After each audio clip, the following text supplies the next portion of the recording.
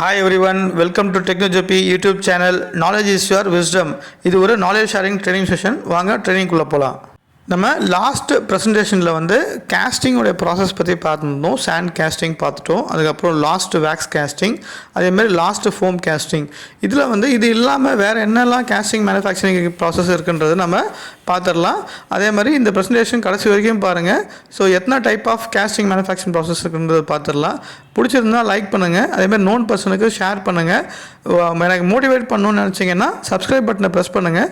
அதேமாதிரி next presentation உங்களுக்கு notify ஆகும்னா நோட்டிஃபிகேஷன் பெல் பட்டன் ப்ரெஸ் பண்ணுங்கள். வாங்க ட்ரைனிங்குள்ளே போகலாம். இந்த ட்ரைனிங் செஷன் வந்து உங்களுக்கு ஆன்லைன்லேயோ இல்லை வந்து ஆஃப்லைன்லேயோ உங்களுக்கு வேணும்னா என்னுடைய மெயில் ஐடி நீங்கள் கொடுத்துருக்கேன். நீங்கள் வந்து ரிப்ளை பண்ணுங்கள். ஸோ தட் என்ன டைம் வேணும் எப்படின்றத நான் ஷெட்யூல் பண்ணிடுறேன். ஆன்லைன் ட்ரைனிங்க்கு மோர் தேன் 20 to 30 மெம்பர்ஸ் இருந்தாங்கன்னா நான் ஆன்லைன் ட்ரைனிங் உங்களுக்கு வந்து எடுக்கிறதுக்கு ரெடி. ஸோ மெயிலுக்கு ரிப்ளை பண்ணிங்கன்னா அதுபடி வந்து உங்களுக்கு ஷெட்யூல் பண்ணிடுறேன். வாங்க இப்போ ட்ரைனிங் செஷனுக்கு போகலாம். இந்த கேஸ்டிங் ப்ராசஸில் நிறைய டைப் ஆஃப் கேஸ்டிங் ப்ராசஸ் இருக்குது. நம்ம லாஸ்ட் டைம் வந்து சாண்ட் கேஸ்டிங் பார்த்துருந்தோம், லாஸ்ட் வேக்ஸ் கேஸ்டிங் பார்த்துருந்தோம், அதேமாதிரி லாஸ்ட் ஃபோம் கேஸ்டிங் பார்த்துருந்தோம் தனித்தனியாக. இப்போ இந்த ப்ரெசன்டேஷனில் வந்து மீதி இருக்கிற கேஸ்டிங் ப்ராசஸ் எல்லாமே நான் உங்களுக்கு சொல்லிடுறேன். ஷெல் கேஸ்டிங் ப்ராசஸ் இருக்குது, அதேமாதிரி கண்டினியூஸ் கேஸ்டிங் ப்ராசஸ் இருக்குது, சென்ட்ரிஃபியூகல் கேஸ்டிங் ப்ராசஸ் இருக்குது, அதேமாதிரி கோல்ட் சேம்பர் டை கேஸ்டிங் இருக்குது, ஹாட் சேம்பர் டை கேஸ்டிங் இருக்குது. இது பற்றியே நம்மளுக்கு ஒரு விலாவரி டெஃபினேஷன்ஸ் வந்து நம்ம நெக்ஸ்ட் ஸ்லைட்லேருந்து நம்ம பார்த்துடலாம். இப்போ நம்ம ஷெல் மோல்டிங், அதாவது ஷெல் கேஸ்டிங் பற்றி நம்ம பார்த்துடலாம். மேனுஃபேக்சரிங் எப்படின்றது. இந்த ஷெல் மோல்டிங் கேஸ்டிங் பண்ணுறதுக்கு என்னென்னா ஒரு டம்ப் பாக்ஸ் இருக்கும். டம்ப் பாக்ஸில் வந்து sand with resin, thermosetting resin இருக்கும். இப்போ அந்த சாண்டில் வந்து என்ன பண்ணுவாங்கன்னா மெட்டல் பேட்டர்ன் வந்து உள்ளே வந்து இன்சர்ட் பண்ணுவாங்க. இதில் வந்து பேட்டர்ன் நிறைய பேட்டர்ன் நம்ம பார்த்துருக்கோம். அலுமினியம் பேட்டர்ன் பார்த்துருக்கோம், உடன் பேட்டர்ன் பார்த்துருக்கோம். இதில் வந்து பேட்டர்ன் வந்து அயன் ஸ்டீல் ஆஃப் மேனுஃபேக்சர் பண்ணியிருப்பாங்க பேட்டர்னை. இப்போ அந்த உள்ள டம்ப் பாக்ஸில் வந்து உள்ளே வச்சுட்டு அந்த மெட்டல் பேட்டர்னை வந்து ஹீட் பண்ணுவாங்க. எவ்வளோ டிகிரினா 175லேருந்து ஒரு 370 டிகிரி செல்சியஸ் வந்து ஹீட் பண்ணாங்கன்னா என்ன ஆகும்னா உள்ளே இருக்கிற ரெசினை வந்து என்ன பண்ணுவாங்கன்னா அப்படியே டில் பண்ணுவாங்க. டில் பண்ணும் போது அந்த ரெசின் எல்லாமே வந்து பேட்டர்னில் வந்து ஸ்டிக் ஆகிடும். ஒரு ஸ்டிக் ஆகிடுச்சுன்னா ஒரு ஷெல் மாதிரி ஃபார்ம் ஆகிடும். இப்போ ஃபார்ம் ஆகிடுச்சு அப்படின்னா திருப்பி வந்து அப்சைட் டவுன் டில் பண்ணாங்கன்னா அந்த மீதி இருக்கிற சேண்ட், ஒட்டாத சேண்ட் எல்லாமே வந்து வெளியே போயிடும். ஸோ ஒரு ஷெல் ஃபார்ம் பண்ணுற சேண்டு மட்டும் அதில் பேட்டர்னில் ஸ்டிக் ஆகிருக்கும். இப்போ அந்த பேட்டர்ன் எடுத்துட்டோம் அப்படின்னா வந்து ஷெல் வந்து ரெடி ஆகிடும். இது வந்து ஒரு ஹாஃப் ஆஃப் த பேட்டர்ன், அதாவது ஸ்பிளிட் பேட்டர்ன். ஒரு ப்ராடக்ட்டை பண்ணுறதுக்கு ஒரு ஸ்பிளிட் பேட்டர்ன் ரெடி பண்ணியிருப்பாங்க. இதில் வந்து கோர் பாக்ஸும் நம்ம ரெடி பண்ணிக்கலாம் சென்டரில். இப்போ அதே மாதிரி ஒரு ஹாஃப் ரெடி ஆகிடுச்சு. இதே மாதிரி செகண்ட் ஹாஃபும் ரெடி பண்ணிட்டாங்கன்னா அந்த ரெண்டு ஷெல்லையும் வந்து என்ன பண்ணுவோம்னா எஜெக்ட் பண்ணி வெளியே எடுத்துகிட்டு அந்த ஷெல்லை வந்து அட்டாச் பண்ணிட்டாங்க அப்படின்னா the shell is ready for metal pouring. இப்போ அந்த ஷெல்லை வந்து ஹீட் பண்ணி என்ன பண்ணுவாங்கன்னா நம்ம ஹீட் ரெசிஸ்டன்ஸ், அதாவது ஷெல்லை வந்து ஹார்டன் பண்ணிவிடுவாங்க. இப்போ ஹார்டன் பண்ணிட்டாங்கன்னா அந்த ஷெல்லுக்குள்ளே வந்து என்ன பண்ண போகிறாங்கன்னா மோல்டன் மெட்டலை வந்து போர் பண்ண போகிறாங்க. இப்போ போர் பண்ணிட்டாங்கன்னா the casting will be ready.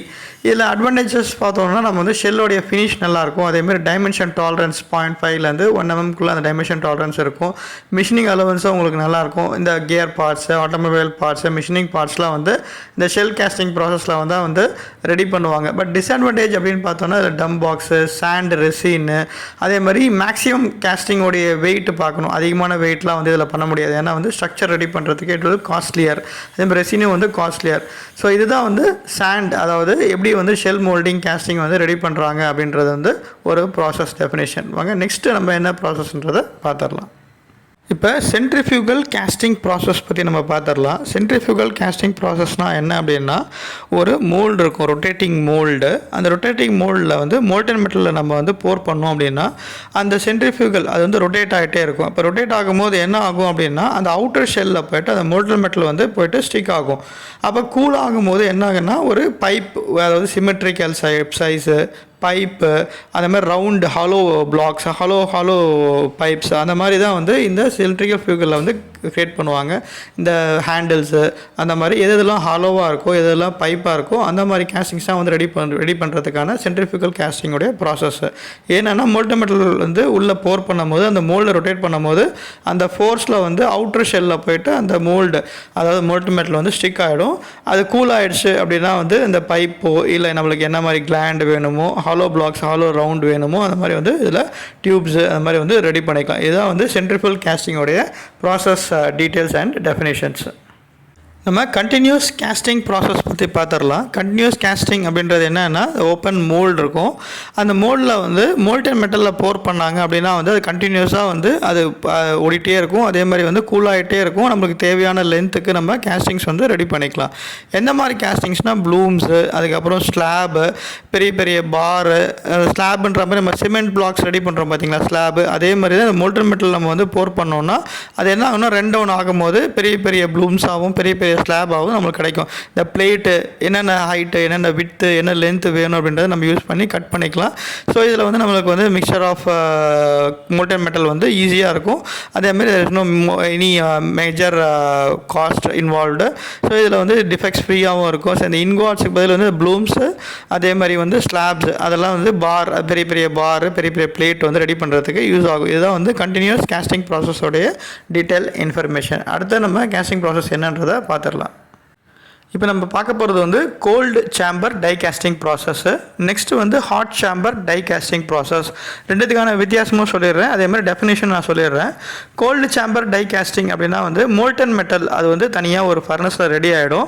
இன்னொரு சேம்பரில் வந்து பார்த்தோம்னா ஒரு டை இருக்கும், அது வந்து ஹைட்ராலிக் ப்ளஞ்சர் இருக்கும். இப்போ இந்த கோல்டு சேம்பர் டை கேஸ்டிங்கில் ரெடி பண்ண மோல்டன் மெட்டலை என்ன பண்ணுவாங்கன்னா அந்த சேம்பரில் வந்து இன்சர்ட் பண்ணி அந்த ஹைட்ராலிக் ப்ளஞ்சர் மூலயமா வந்து ப்ளஞ்ச் பண்ணுவாங்க அந்த மோல்டன் மெட்டலில். அது என்ன ஆகும்னா உள்ளே போய் டையில் வந்து என்ன ப்ராடக்ட் வேணுமோ, என்ன ஆப்ஜெக்ட் வேணுமோ, அது வந்து இந்த என்ன டை இருக்கோ அந்த டூல் டையில் வந்து நம்மளுக்கு ஃபார்ம் ஆகிடும். அதுக்கப்புறம் அந்த டையில் இருக்கிற ப்ராடக்டை வந்து எஜெக்ட் பண்ணி வெளியே எடுத்துருவாங்க. ஸோ இப்போ கேஸ்டிங் வந்து ரெடி ஆகிடுச்சு. இதுதான் வந்து கோல்டு சேம்பர் டை கேஸ்டிங் ப்ராசஸோடைய டெஃபினேஷன் அண்ட் டீட்டெயில் இன்ஃபர்மேஷன். இப்போ நம்ம கோல்ட் சேம்பர் ப்ராசஸ் பற்றி பார்த்துட்டோம். இப்போ ஹாட் சேம்பர் ப்ராசஸ் பற்றி பார்க்கலாம். இந்த ஹாட் சேம்பர் அப்படின்றது என்னென்னா, சேம் அந்த சேம்பருக்குள்ளே மோல்டன் மெட்டல் வந்து மெல்ட்டிங் பண்ணுவாங்க. அதிலே டை இருக்கும், அதிலே வந்து போர் ஆகிடும். இதுதான் வந்து ஹாட் சேம்பர். அதில் வந்து மெல்ட்டிங் ஃபர்னஸ், கோல்ட் சேம்பரில் வந்து மெல்ட்டிங் ஃபர்னஸ் தனியாக இருக்கும், அதேமாதிரி டை சேம்பர் வந்து தனியாக இருக்கும். இதில் வந்து ரெண்டும் ஒன்றா இருக்கிறனால தான் வந்து ஹாட் சேம்பர் மெல்ட்டிங் ப்ராசஸ் அப்படின்னு சொல்கிறாங்க, கேஸ்டிங் ப்ராசஸ்னு. இப்போ மோல்டன் மெட்டல் வந்து நம்மளுக்கு ரெடி ஆகிடுச்சு. ஸோ உள்ளே வந்து நம்மளுக்கு டை இருக்குது. ஸோ அதை வந்து மோல்டன் மெட்டலை வந்து ப்ளஞ்ச் பண்ணி உள்ள டைக்குள்ளே நம்ம இன்ஜெக்ட் பண்ணிட்டோம் அப்படின்னா நம்மளுக்கு தேவையான ப்ராடக்ட் வந்து நம்மளுக்கு ரெடி ஆகிடும். இதுதான் வந்து ஹாட் சேம்பர் கேஸ்டிங் ப்ராசஸ்ஸு.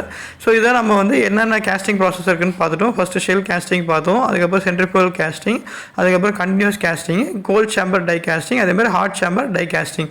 இதுதான் வந்து different type of casting manufacturing process. முந்தைய ப்ரெசன்டேஷனில் நம்ம வந்து லாஸ்ட் வேக்ஸ் கேஸ்டிங்கு, சாண்ட் கேஸ்டிங், அதேமாதிரி லாஸ்ட் ஃபோம் கேஸ்டிங். இப்போ அந்த ஃபோமுக்கு பதிலாக வந்து டை, பிளாஸ்டர் டையும் மேக் பண்ணுறாங்க, அதே மாதிரி கெமிக்கல் டையும் இருக்குது. ஸோ இதுதான் வந்து டிஃப்ரெண்ட் கேஸ்டிங் ப்ராசஸ் வந்து டீட்டெயிலாக நம்ம வந்து பார்த்துருக்கோம். உங்களுக்கு வந்து இன்ஃபர்மேஷன் வந்து உங்களுக்கு பிடிச்சிருக்கும்னு நினைக்கிறேன், அதே மாதிரி ஹெல்ப்ஃபுல்லாகவும் நினைக்கிறேன். ஸோ நம்ம வந்து நெக்ஸ்ட் ஸ்லைடும் பார்க்கலாம். இப்போ இந்த ப்ரெசன்டேஷனில் கேஸ்டிங்கோடைய மேனுஃபேக்சரிங் ப்ராசஸ் எல்லாமே பார்த்துட்டீங்க. இதில் எதனா உங்களுக்கு டவுட் இருந்ததுன்னா கமெண்ட் செக்ஷனில் கொடுங்க. அதேமாதிரி வேறு எதனா ப்ரெசன்டேஷன் வேணுனாலும் கமெண்ட் செக்ஷனில் கொடுங்க. நான் வந்து ப்ரெசன்டேஷன் உங்களுக்கு வந்து போட்டுட்டு நாலேஜ் வந்து ஷேர் பண்ணுறேன். Okay, thanks to everyone, thanks to my teammate.